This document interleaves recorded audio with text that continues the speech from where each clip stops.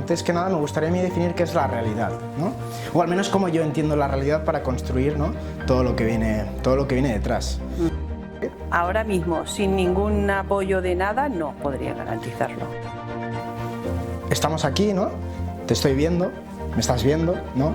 Intuitivamente podemos pensar que esto es real, ¿no?, que la situación que estamos viviendo ahora es completamente real, ¿no? Pero hasta el día de hoy es una realidad que existen cosas que no vemos.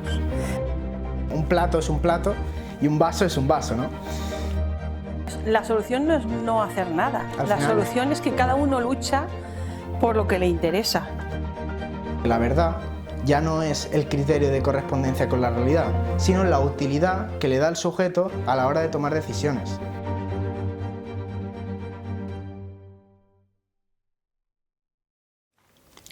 Hola amigos, bienvenidos a una nueva tertulia. Hoy voy a tener una conversación, espero que interesante, con un joven, se llama Jorge Pascual. Bienvenido, Jorge. Muchas gracias. Él es estudiante de Administración de Empresas, ¿verdad, Jorge?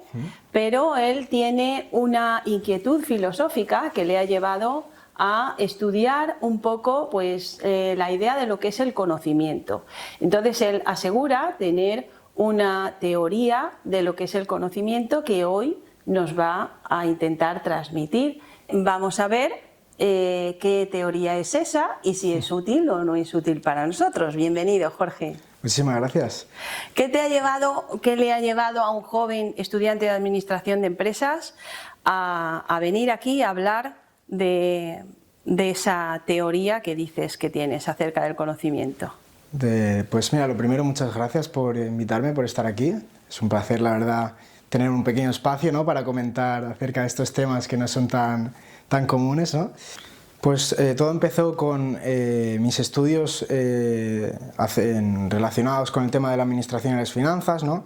Ahí nos empezaron a enseñar los primeros modelos contables y modelos financieros, que a mí sinceramente me parecieron muy interesantes, ¿no? Y en un cierto momento yo hasta creí que eso podía ser como que explicase gran parte de la realidad, ¿no? No sé, era muy joven y tenía pájaros en la cabeza, supongo. Y pues nada, el hecho de llevar a la práctica esos modelos que en teoría pues eran correctos y perfectos, ¿no?, pues al llevarlo a la realidad y probarlo con las personas, ¿no?, y aplicar esos modelos a las personas, pues te vas dando cuenta que fallan cosas, ¿no? Yo particularmente recuerdo que me pareció muy curioso porque era como que el modelo era el mismo, porque al fin y al cabo lo que se busca en el modelo contable, ¿no?, es establecer o determinar unos ingresos y gastos, ¿no?, para llevar un control de la empresa, y el modelo financiero, a partir de esos ingresos y gastos, determina esa rentabilidad, ¿no? Pues yo empecé a observar que, claro, el modelo es el mismo, pero las personas van cambiando. Entonces, el modelo, en tanto en cuanto la persona pague, le parecen todas iguales, porque al fin y al cabo de lo que se nutre son de los ingresos y gastos, ¿no? Y a mí eso como que me dio... Sentía que me faltaba algo, que no comprendía, que no estaba acabando de comprender qué estaba pasando, ¿no?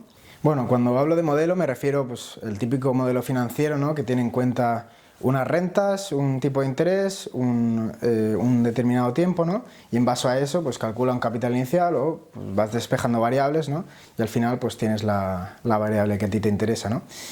Cuando yo he dicho que ese modelo no se correspondía con las personas, me refería a que en la realidad, cuando tú estás en la calle intentando hacer algún tipo de trato, ese modelo te ayuda, ¿no?, a tener pues una parte, la parte económica en este caso, atada, ¿no?, pero la persona con la que tú estás negociando, por ejemplo, yo sentía, ¿no?, que no sabía por dónde cogerlos, ¿no?, sentía como que me faltaba algo, había cosas que no entendía, por qué me iban por aquí, por qué me iban por allá, ¿no?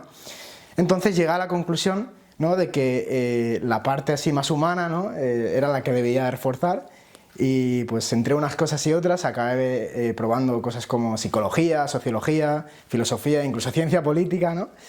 Y en esa búsqueda, ¿no?, del conocimiento, ¿no?, de entender un poco qué estaba pasando en esa situación, pues no he llegado a una conclusión real de qué pasa, ¿no?, pero sí que en el camino he visto cosas interesantes, que precisamente por eso estamos aquí, ¿no?, para hablar de una aproximación al conocimiento. No quiero ser tan ambicioso como para hacer una teoría, pero sí que no, para comentar pues temas que yo creo que pueden ser de interés general para la gente, a lo mejor que no está metida en estos temas, pero que yo creo que al fin y al cabo puede llegar a tener consecuencias prácticas, ¿no? Y nada, si te parece podemos empezar aquí con lo interesante. Estoy ansiosa por saber. Pues genial. Pues antes de empezar con una definición de conocimiento, ¿no? Vamos a hacer una pequeña introducción, ¿no? Antes que nada me gustaría a mí definir qué es la realidad, ¿no? O al menos cómo yo entiendo la realidad para construir, ¿no? todo lo que viene detrás. A mí me gusta entender la realidad de tres formas, ¿no? Hoy nos dedicaremos a dos y la otra solo la tengo para completar la definición de realidad, ¿no? Pero que hoy realmente no nos va a ser necesaria, ¿no?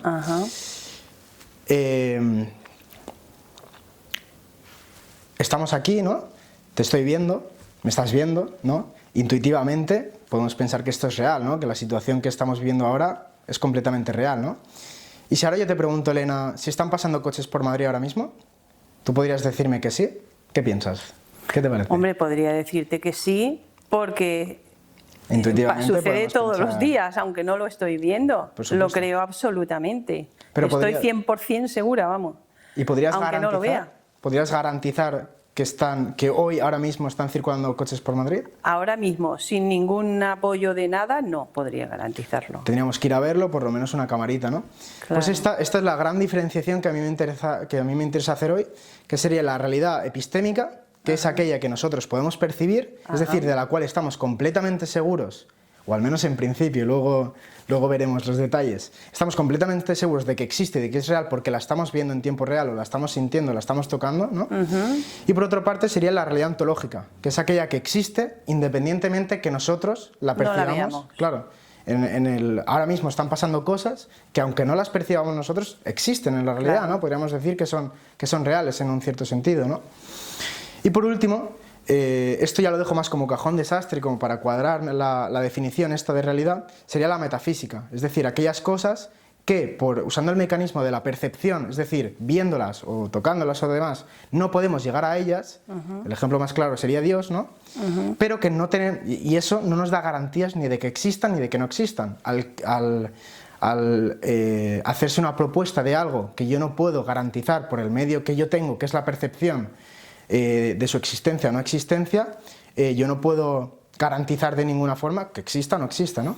Sí que es verdad que hoy nos vamos a limitar a la construcción de la realidad en base a la percepción. Hay otros mecanismos, ¿no? Como serían la espiritualidad, o el tema espiritual, ¿no? Que sí que podrían de alguna forma justificar o no la existencia o no de... Pero no solo el espiritual, por ejemplo, hay otras percepciones además de la vista o del tacto, como es el olfato o es, por ejemplo, el viento. El viento no lo vemos, ni siquiera podemos tocarlo, pero podemos sentirlo. Tú lo percibes, ¿no? Entonces, tú no sabes, a lo mejor si eres ciego no sabes de dónde viene. No sabes si viene de que es un viento que viene de la calle o es que te han puesto un ventilador delante de ti, pero sabes que hay aire y que hay viento en ese momento, ¿no? Claro. Entonces, quiero decirte que hay otras percepciones además de la vista. Claro, cuando hablo de percepciones hablaría de los sentidos, o sea que el olfato y demás sí que entrarían dentro.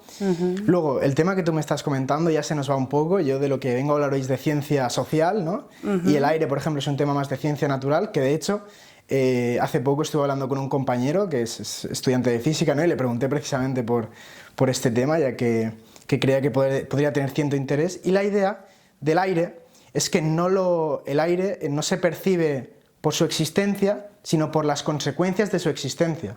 Es decir, yo no puedo ver el aire, pero sí que, no sé cómo, pero hay formulitas, ¿no? Que los físicos entienden mejor que yo, que sí que demuestran la existencia del aire en base a sus consecuencias. Pues entiendo que la bolita se va frenando en base al rozamiento y eso es aire, ¿no? Sí que es verdad que es un tema mucho más complejo, porque en esta charla sí que me explicó que dependiendo de las moléculas, el aire no es una sola cosa, ¿no? Puede ser, si estás en Chernóbil, puede que haya azufre, pero más allá de cómo se demuestre científicamente, lo que yo te hablaba es que se demuestra, o sea, que una persona individual lo puede sentir.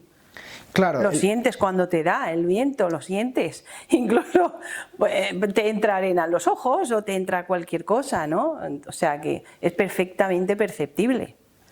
Claro, pero si entonces si se puede percibir el aire, Dios no se puede percibir. Entonces el aire entraría dentro de nuestro modelo de percepción, ¿no? Y Dios, en teoría, como no lo podemos percibir, no entraría dentro de nuestro modelo de percepción. A Dios se le puede percibir también, no como al viento, pero se le puede percibir también. Pero hay un problema con Dios. Y es que el aire es un ser inerte, ¿no? Dios lo hace a través de las personas. Entonces, cuando tú entras en temas de personas, ¿cómo puedes diferenciar qué es Dios o qué es una reacción natural de la persona? Que es un tema subjetivo, quieres decir.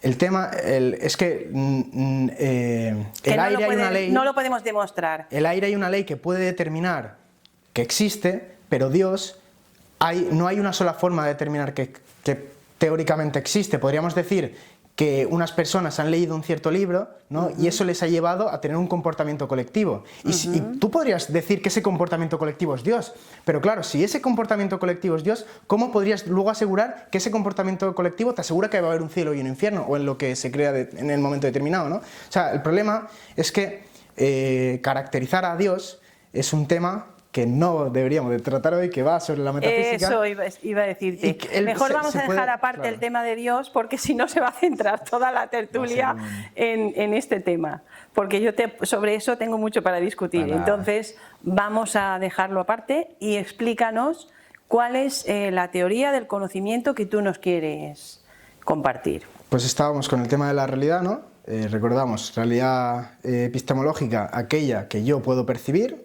y realidad ontológica, aquella que existe a pesar de que no la pueda percibir. Perfecto. Eso es lo que nos interesa hoy. Bien, pues dicho esto, me gustaría adentrarnos en el problema de la percepción.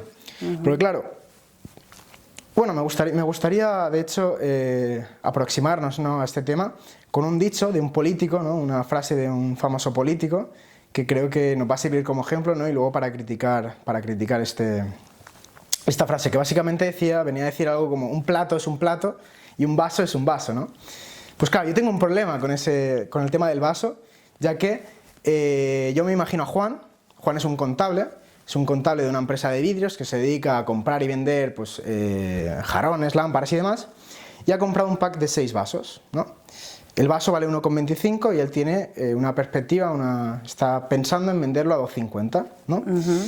Entonces, bueno, eso sería para Juan, ese vaso real, ¿no?, físico, representaría una expectativa de ganancia al 100%, ¿no? Claro, el doble, justo. Claro, sí que es verdad que si nos ponemos estrictos hay gastos de almacenes y demás, pero bueno, la idea sería esa, ¿no?, que la realidad de Juan es esa expectativa de ganancia. Luego resulta que Juan tiene sed y coge ese mismo vaso que había hecho el cálculo económico, lo coge, se pone agua, ¿no?, y bebe.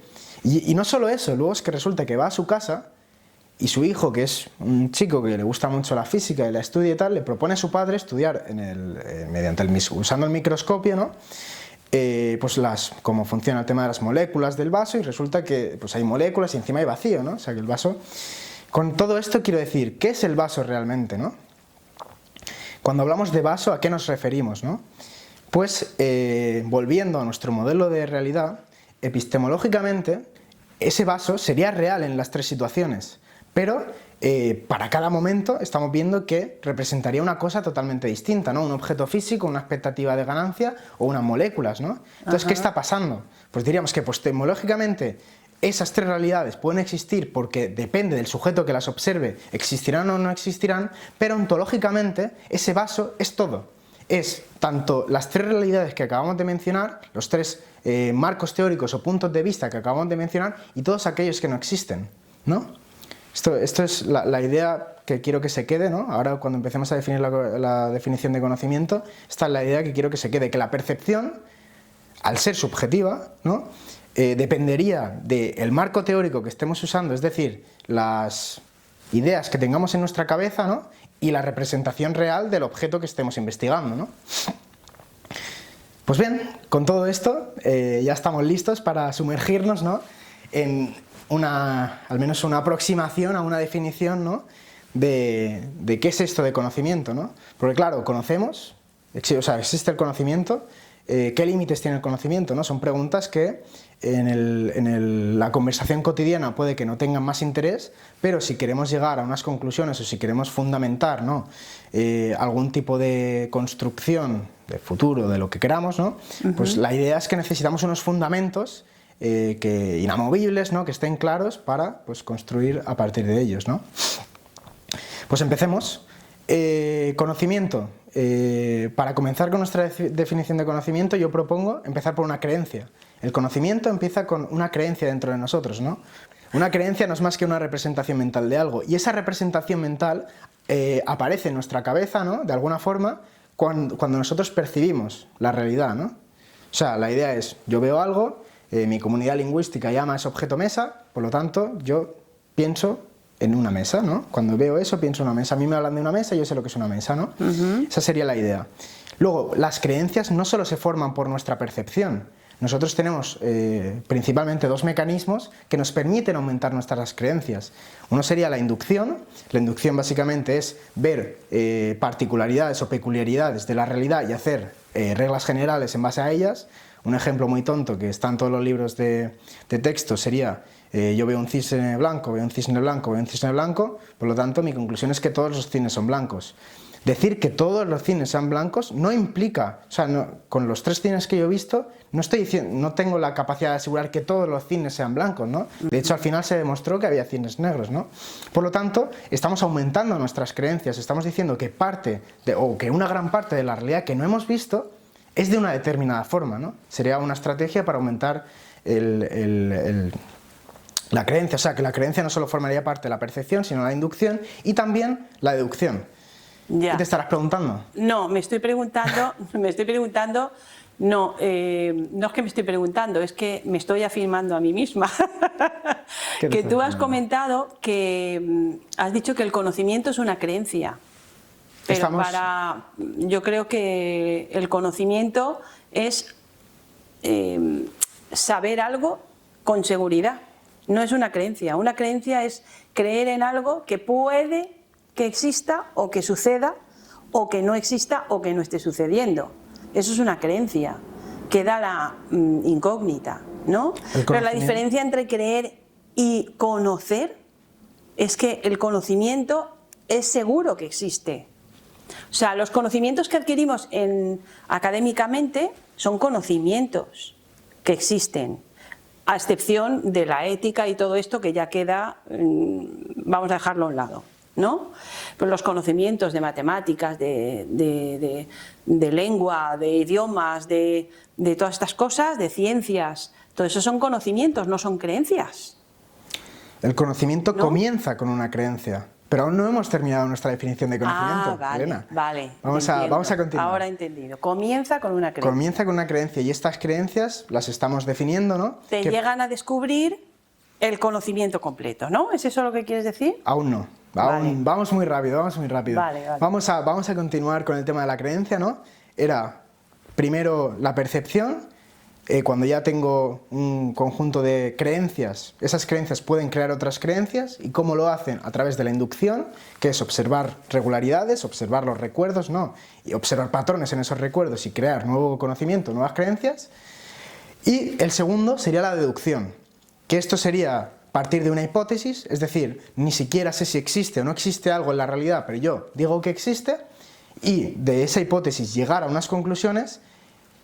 Y esta conclusión, la particularidad que tiene es que sería verdadera en caso de que las premisas, es decir, la hipótesis que hemos hecho al principio fuese verdadera. Esta es otra forma, ¿no?, de crear creencias. Sí que es verdad que si nos damos cuenta, las dos, tanto la inducción como la deducción, descansan en la necesidad de que la percepción actúe para garantizar la existencia o no existencia de estas dos, de este nuevo conocimiento que se ha creado, que no tenemos del mundo, ¿no? Que sería algo que aún no hemos descubierto, por así decirlo, ¿no? Ya, pero tú no estás mezclando las creencias religiosas o espirituales con las... Estamos hablando de creencias con las materias, ¿no? Con lo del mundo, digamos. Creencias acerca del mundo real. La metafísica, que es aquello que puede o no puede existir, no la tocamos. Estamos hablando hoy sobre la epistemología, que es aquello que nosotros percibimos, y sobre la ontología, que es aquello que existe. Ya. De ahí no nos salimos. ¿no? Esa creencia, como tú has dicho muy correctamente, tendrá que ser verdadera, para que verdadera entendida como que, o sea, el criterio de verdad debería ser la correspondencia con la realidad. Es decir, que yo puedo tener como tú bien has dicho, puedo tener las creencias que yo quiera, pero como no se correspondan con la realidad, no van a ser conocimiento, ¿no? O sea, no van a formar parte del conocimiento. Pero claro, acabamos de decir algo muy serio.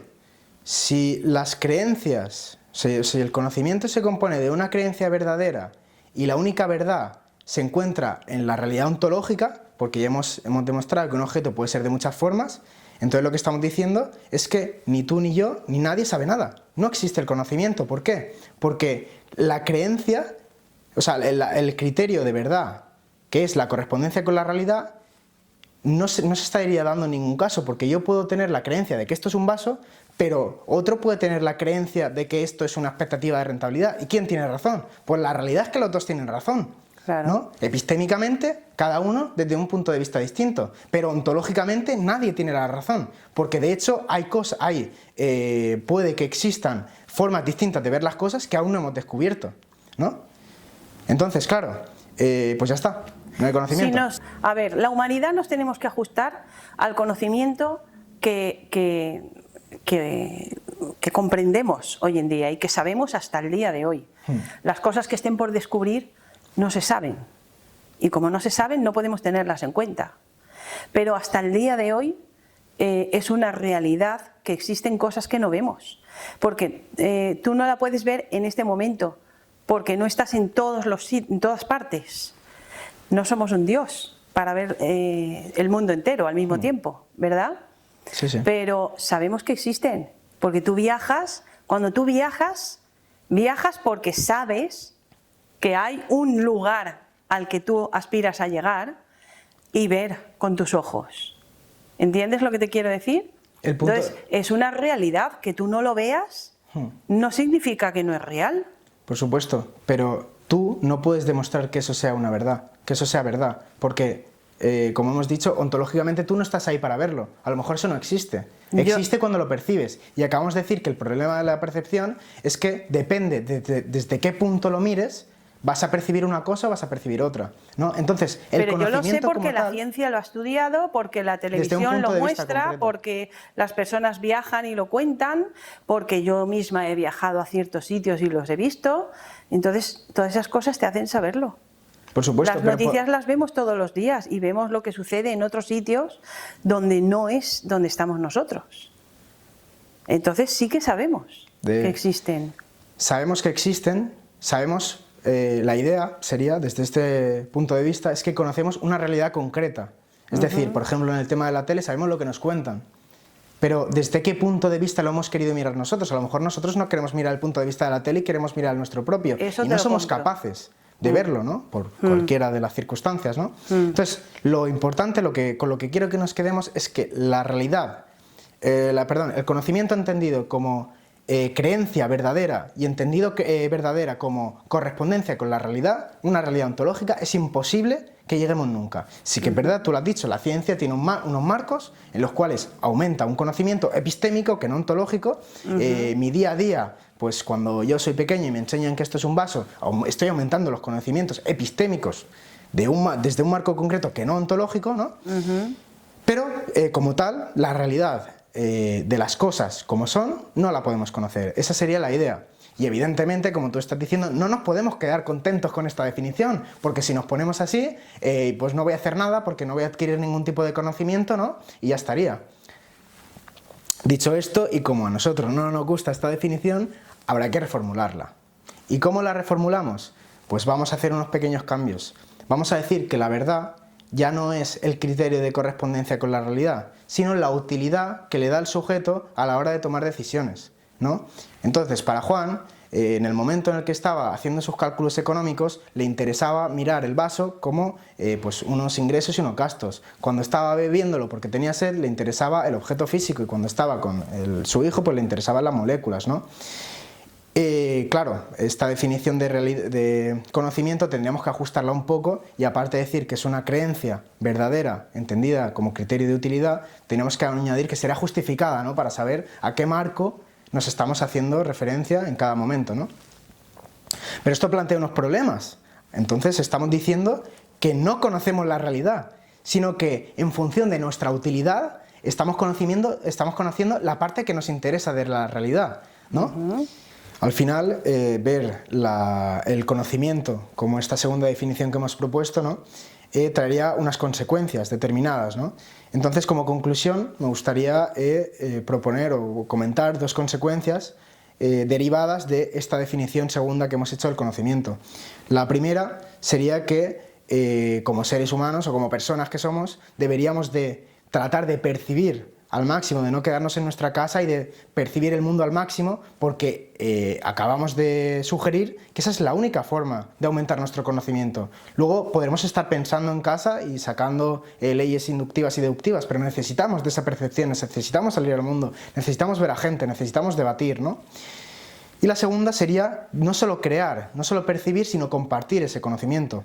Porque hay una cosa muy curiosa de las personas, ¿no? Y es que cada persona es distinta. Lo puedes mirar en términos de residencia y de dónde viven, los puedes mirar en términos de etnia, de género. Cada uno al final tenemos unas características determinadas que no tienen nada que ver con otras personas. Y eso, aunque parezca que no, nos hace representarnos en el mundo de forma diferente a otras personas. Es decir, la reacción que va a tener una persona conmigo puede que no tenga nada que ver con la que tiene contigo. Y eso va a formar una idea del mundo en mí muy distinta a la tuya. Por lo tanto, considero que hay un incentivo enorme a que las personas compartamos esos conocimientos, ¿no? Dicho esto, claro, si es tan perfecto, ¿por qué no se hace, no? Pues yo quería poner un ejemplo, ¿no? Y es que si yo estoy alquilando, por ejemplo, un apartamento a 350 euros y le comento al compañero de al lado que le estoy alquilando a esta persona un apartamento, ¿no? Que esto entraría dentro de comunicar, ¿no? El conocimiento que se tiene, podría venir el amigo y decirle al colega, oye, yo te lo alquilo a 250, ¿no?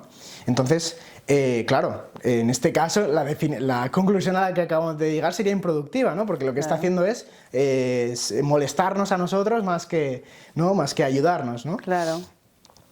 Pero bueno, hay que entender que en ciencia social, ¿no? O al menos yo me acojo a que en ciencia social las leyes son tendenciales, no hay causalidad en las afirmaciones que hacemos, entonces tenemos que seguir, ¿no? Buscando conclusiones que sean en la mayor parte positivas, ¿no? No buscamos certezas absolutas, sino tendencias. Sí, pero esa es otra realidad.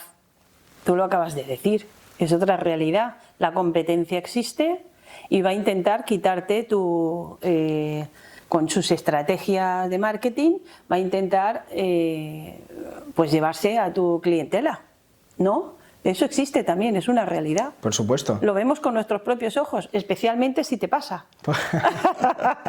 Por supuesto, ¿no? Sí, sí. Entonces... Pero el punto estaría en que... No podemos evadir esa realidad, es lo que quiero decirte. Claro, pero el tema estaría en que esa conclusión... O sea, lo que estamos haciendo... Sabemos que el marketing existe, pero yo, sabiendo que estos temas existen, tengo la opción o no de contar a otras personas lo que yo estoy haciendo, ¿no? Sí. Entonces, lo que estamos diciendo es que era beneficioso contar, acabo de poner un ejemplo en el cual no es beneficioso contar, lo acabamos de ver claramente, ¿no? Pero la conclusión a la que yo quería llegar es que tendencialmente sí que tiene más sentido, ¿no? En base a la construcción teórica que hemos hecho hoy, en base a nuestra definición de conocimiento, tiene más sentido abrirnos a comentar nuestras experiencias particulares a los demás que no hacerlo, ¿no? Y esto, ya acabando la teoría, me gustaría poner un ejemplo práctico que ya se nos va de la teoría, ya pasa un poco más a temas políticos, probablemente, ¿no? Pero creo que mecanizaría muy bien, ¿no? Las conclusiones a las que hemos llegado ahora.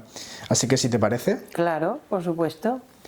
Pues vale, según he visto en el INE, a 1 de enero de 2024 éramos 7.132.122 jóvenes de entre 17 a 30 años, aproximadamente. ¿En el mundo o en España? En España. En España éramos 7 millones y tal. Entonces, siguiendo la fórmula de percibir y comentarnos, ¿no? Hablar entre nosotros, ¿no? Puede que en un futuro, ¿no? Es una evidencia que más o menos nosotros vamos a formar parte de las instituciones o de la realidad social del futuro, es decir, que nosotros como jóvenes en un futuro vamos a ser parte de las instituciones públicas como el gobierno y de las instituciones privadas como la empresa, ¿no? Entonces, si nosotros al menos propusiésemos o tratásemos de tener una toma de contacto ahora que somos jóvenes, en el futuro esos problemas derivados de yo no te cuento, no vaya a ser que me la líes, ¿no? Un poco se mitigarían en base a la confianza. Es decir, que si yo conozco al que está aquí o si yo conozco al que está allá, si todos nos conocemos entre nosotros, tendríamos la capacidad de, en vez de hacer cosas sin contárselo al otro, a espaldas del otro, para que intentar ganar yo un poquito más, pues tratar de, o yo al menos abogo bastante por el diálogo, pues tratar de hablar las cosas, ¿no? Y que no sea esto un desastre como ahora, que tenemos unos quejándose de unas cosas y otros quejándose de otras, pues ahora que tenemos la oportunidad, ¿no? Porque al fin y al cabo lo que sería hablar entre nosotros y conocernos, no conlleva ser mejores amigos ni nada, ¿no? Me parece muy interesante, ¿no? Tener la mente abierta, ¿no? A tanto conocernos entre nosotros como a, pues, comunicar nuestras experiencias vitales. Como tú dices, lo bueno sería que todos pudiéramos hablar y entendernos entre nosotros. Pero la realidad es que las personas somos tan diferentes y tenemos intereses tan distintos que no le interesa a la gente llegar a acuerdos o entenderse tanto con todas las personas. ¿Comprendes? Sí, yo no estoy de acuerdo con eso. Yo pienso que entre las personas al final tenemos intereses distintos, pero esos intereses acaban siendo finitos, ¿no? O desde mi punto de vista, al fin y al cabo, a lo que nos importa es la familia, religión, ¿no? Claro, y no, pero temas concretos que, a pesar de tener mucho de lo que hablar, al fin y al cabo, un entendimiento, yo sí que estoy convencido de que podría llevar a que en un futuro, ¿no? Pues todos si no llegar a la perfección, pero sí que mejorar la situación. Es que la perfección que tú quieres buscar a mí me da la sensación de que es imposible, porque lo que a ti te interesa, a tu vecino puede ser que no le interese. ¿Comprendes lo que te quiero decir? En una empresa, el empresario tiene unos intereses, los empleados tienen otros intereses diferentes. Entonces, aunque tienen un interés común, que es que la empresa vaya bien para que a ninguno le falte el trabajo, quitando ese interés común, luego hay otros intereses, a lo mejor internos, dentro de la empresa, que son totalmente diferentes. Todo lo que dices, Elena, tienes toda la razón del mundo, ¿no? Pero si la solución a todo lo que me estás contando es no hagamos nada, ¿no? Pues tengo que estar completamente en desacuerdo, ¿no? La solución no es no hacer nada. La solución es que cada uno lucha por lo que le interesa. Por supuesto, pero habrá que hacer propuestas, ¿no? O a mí me parece al menos interesante hacer propuestas unificadoras, que sí que es cierto que son muy ambiciosas, pero es que si no se hacen, no sé, cada uno irá tirando a su lado, ¿no? El individualismo puede que campe a sus anchas, ¿no? Y el interés propio, que es muy importante y se tiene que tener en cuenta, por supuesto, pero pues no tendría por qué tener los resultados óptimos en comparación así. Hay asuntos en los que sí que hay una capacidad de llegar a ponerse de acuerdo en ciertas cosas. Por ejemplo, cuando ocurren calamidades o catástrofes naturales o cosas así, desgracias al final en la sociedad, sean naturales o no, todos los ciudadanos entendemos, o la mayoría de los ciudadanos normales, ¿no? Entendemos que el ayudar a los demás es algo bueno, ¿no? Y seamos de las creencias que seamos, de los partidos políticos que seamos, todos se unen a una. Ahí sí sería un ejemplo de unión. No sé si es de lo que tú hablas, pero en otros campos no. Si nos vamos a campos políticos, ahí no hay unión. Siempre estamos con la lucha entre la izquierda y la derecha, ¿no? ¿Por qué? Porque cada uno tiene unos intereses personales. Si Pero habrá que intentarlo.